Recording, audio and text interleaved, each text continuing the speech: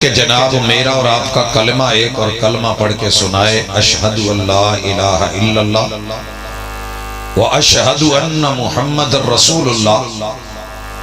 تو کان کھول کے سنیے، یہ قادیانی اور مرزائی کا کلمہ ڈنڈی مار رہا ہے۔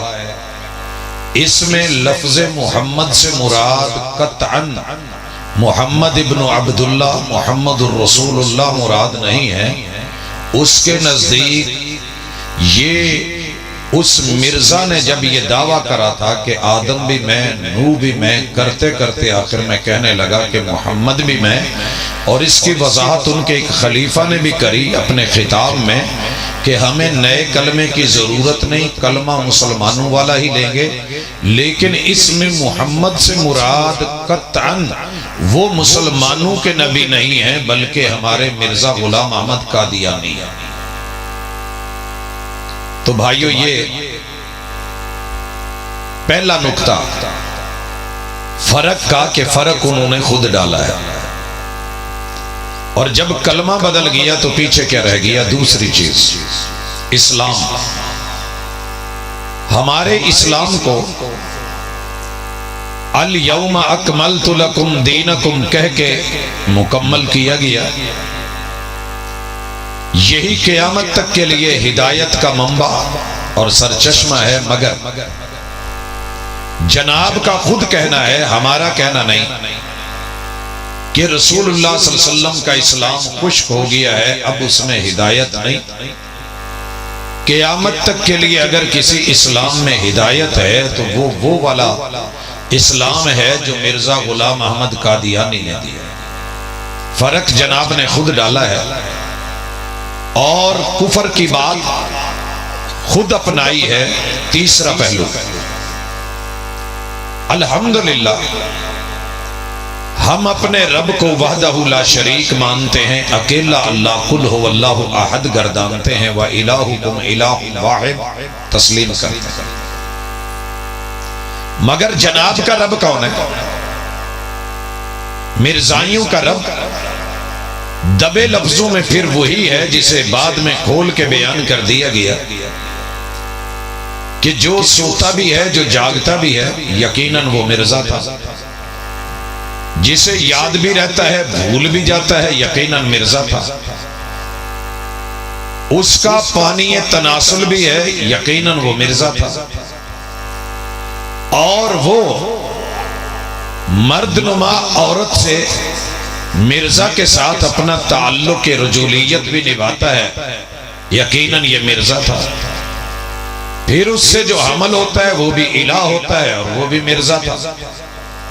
مرزائیوں کے الہ کا بیٹا ہے انت من مائنا اسم یا ولدی۔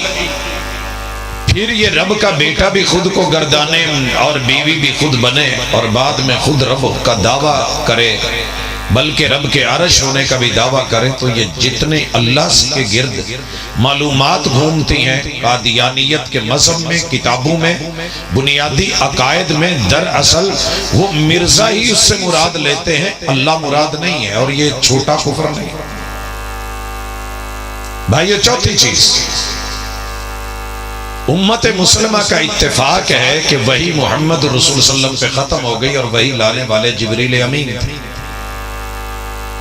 جس نے بھی وحی کیا، یہاں انکار کرا یا جبریل امین سے دشمنی مول لی، وہ اللہ کا دشمن، صریحاً کفر ہے۔ موقع دیا گیا کہ جناب رجوع کیجئے، پتہ کیجئے، کتابوں میں جو تحریریں ہیں اگر غلط ہیں تو نکال دیجئے، انکار کیجئے، مگر آج تک انکار نہیں ہوا۔ جبریل امین کی وحی پر یقین نہیں ہے، بلکہ وہ ٹیچی کے اس بھر کے لانے والا ٹیچی فرشتہ، بیچ میں جو رکے لکھے ہوتے تھے وہی پڑھ کے سنانے والا، اور جناب پھر اس پہ فتوے دینے والے، اسی پر یقین ہے۔ جناب نے وہی خود بدلی، اور یہ کفر خود۔ اگر 5ویں نمبر پہ آئیں، مسلمان قرآن مجید کو 114 سورتیں 30 پارے تسلیم کرتے ہیں، مگر جناب کہتے ہیں کہ مسلمانوں کا یہ قرآن اب اس میں ہدایت نہیں ہے، یہ ختم ہو چکا، یہ خشک ہو چکا. اب ہدایت ہے تو اسی قرآن میں ہے جو مرزا پہ نازل ہوا، جو ٹیچی فرشتہ لایا ٹیچی کیس بھر کے ڈالروں کی شکل میں، اور پھر جناب نے جو وہاں پہ لکھا، یہ وہ والا ہے. نام الکتاب المبین ہے، پارے 20 ہے، جدا جدا اس کے الہامات اور آیات ہیں. جناب قرآن کا فرق آپ نے ہم سے خود ہی ڈالا ہے. اور چھٹے نمبر پہ حدیث پاک، الحمدللہ رسول صلی اللہ علیہ وسلم کے قول، آپ کے فعل، آپ کے عمل، آپ کا اسوہ، آپ کا قدوہ، آپ کی سیرت، آپ کے سامنے ہونے والا عمل، اس پہ آپ کی خاموشی، یا آپ کا جو بھی اظہار کی نوعیت ہے وہ تقریر. الحمدللہ ہم سب کو حدیث مانتے ہیں، صحیح سند کے ساتھ، صحیح متن کے ساتھ، موضوع نہ ہو، من گھڑت نہ ہو، ضعیف نہ ہو، اس میں کوئی سکم نہ ہو. الحمدللہ ہماری آنکھوں کا سرما ہے، گلے سے لگاتے ہیں، پڑھتے اور پڑھاتے ہیں، ہماری زندگی اس میں بیتتی ہے. مگر یہ ظالم کہتا ہے کہ رسول اللہ صلی اللہ علیہ وسلم کی حدیثوں کی کتاب مداری کی پٹاری کے سوا کچھ نہیں. یہ کلمہ کفر نہیں تو کیا ہے؟